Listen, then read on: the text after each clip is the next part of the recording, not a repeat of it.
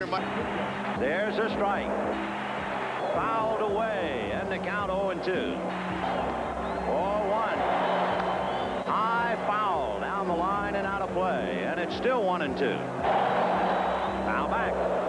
In every important series, there comes that very important moment where it's difficult to breathe, difficult to swallow.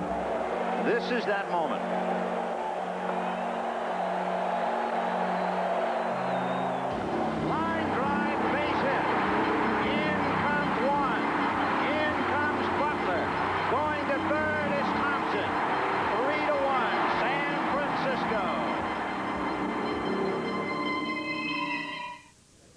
Man, was that great. When all this drama returns, though, next season, it's not going to be here. It's going to be in downtown San Francisco at the new Pac Bell Park, and that's where Dan Springer is this morning and joins us with a progress report. Dan? Boo! Lasorda, you're a bum. You're a no-good, lousy, stinking bum. Hey, I'm the first heckler at Pac Bell Park. I'm warming up for the new season. This is the place to be, guys, right here. These are the new seats, the very first seats to go in at this ballpark. The construction phase, as you can see, is going full force here. And by the way, these are seats that are selling fast. The very first seats are installed at Pac Bell Park this week. And who do they belong to? The construction firm in charge of building the stadium.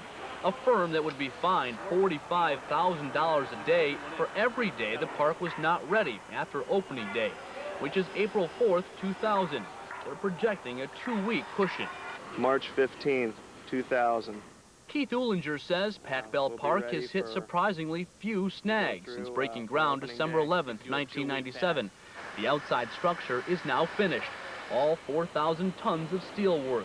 The bulk of the work has shifted inside, the lights, seats, and luxury boxes. Heavy machinery drives where bases will be, putting in the drainage system.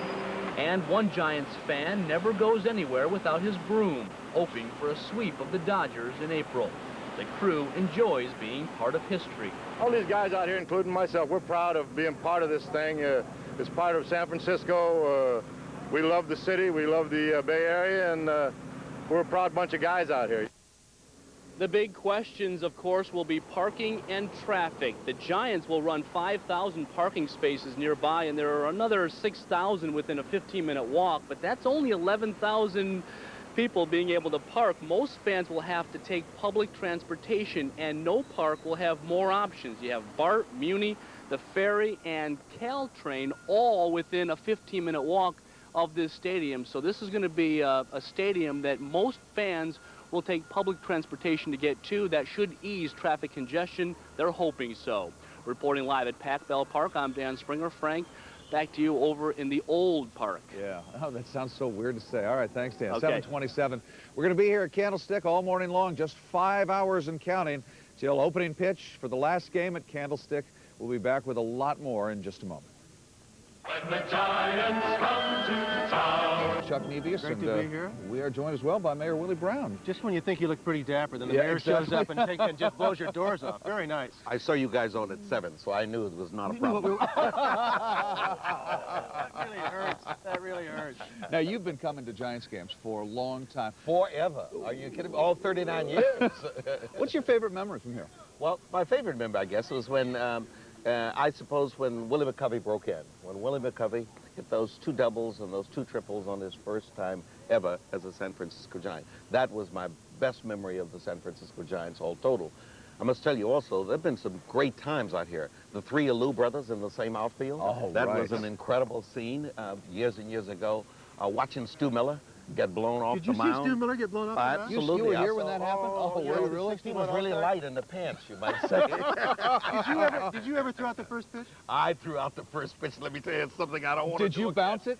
I bounced it. Joe Montana was actually the catcher when I threw out the first pitch the first time, and it went about, I don't know, 60 or 70 yards, and then it dipped, and it just rolled right up. Second time I threw out the first pitch is I did it with Mays, McCovey, and Brown. They had the 3 of us out here throwing out the first pitch. No pressure McCovey there. McCovey says, watch him. He is going to embarrass us both, so lob it. and of course, Willie Mays does. You know, Willie Mays, boom. McCovey lobbed it. And being the characteristic competitive person that I am, if Mays can do it, so can I. I went backwards and fired as hard as I could. And I think the ball is still sailing. It was really an embarrassment. I'm sure that Candlestick crowd reacted in But a let me nice, tell you friendly way something. to that. It was the only way to stop the booze. Total and complete humiliation, and the booze stopped. Otherwise, all politicians get booed. All politicians get booed. Were you a little nervous out there throwing it? Absolutely, because, you know, I can't stand booze. My ego is such that I only want applause. We were talking a minute ago that you remember some of the great Sad Sam Jones, all those things. What was your memory about him that you were just telling Well, us? Sad Sam Jones was pitching, and he was throwing a no-hitter. And he got to the 9th inning, and I mean, he was really doing extremely well. And I believe that he walked the bases full,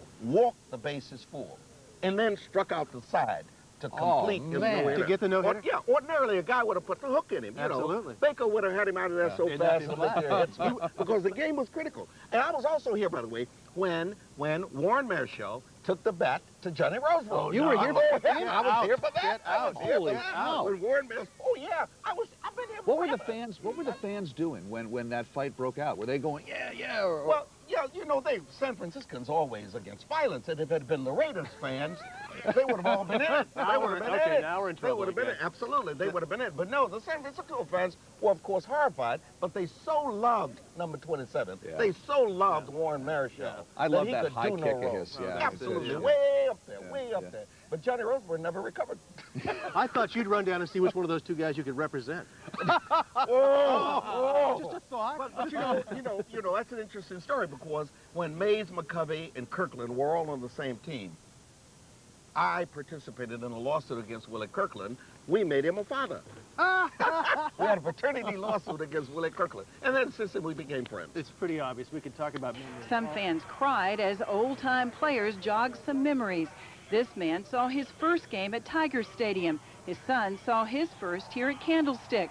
And in 1 week, both stadiums ended their baseball eras. It's kind of a sad week, but it's kind of a happy week. And we'll see you next year at Candlestick Park at Pac Bell Park. It was particularly hard for Giants equipment manager Mike Murphy, who kept working through the post-game ceremony. He's the only Giants staffer who's been with the team both here and in New York 40 years. Yeah, it makes you want to cry. You know, you're leaving the sick and after working here all these years and moving on to a new ballpark. But you look at it this way, it's like when your car breaks down, you get in a new car. Giants great Willie Mays threw the last pitch at the stick. Then they dug up home plate, handed it off to a Highway Patrol helicopter that landed on the field, then flew it off to the Giants' new home, Pac Bell Park. Giants past and present made one last lap around the field to the delight of fans. We got a lot of memories here. It's just a wonderful place, and I'll miss it very much. I hate to say anything bad about this place because I called it home for 11 years, so it was good to me. Long after the ceremony ended, people lingered. Then finally, it was time to tell it goodbye for good. Would everyone start heading upstairs, please? Thank you. The fans finally left, but very slowly. Then Candlestick was empty again, left to its infamous swirling winds and ghosts of memories past. Crews are already out here tonight, turning Candlestick into what it is now, a football-only stadium. Dennis and Leslie? All right, Rita Williams. Thank you, Rita. In the final quarter hour of tonight's 10 o'clock news, we will return to the subject of Candlestick Park with a historical perspective, and we'll take a sneak peek at the progress on the Giants' new ballpark. But first, Republican presidential frontrunner George W. Bush stirs up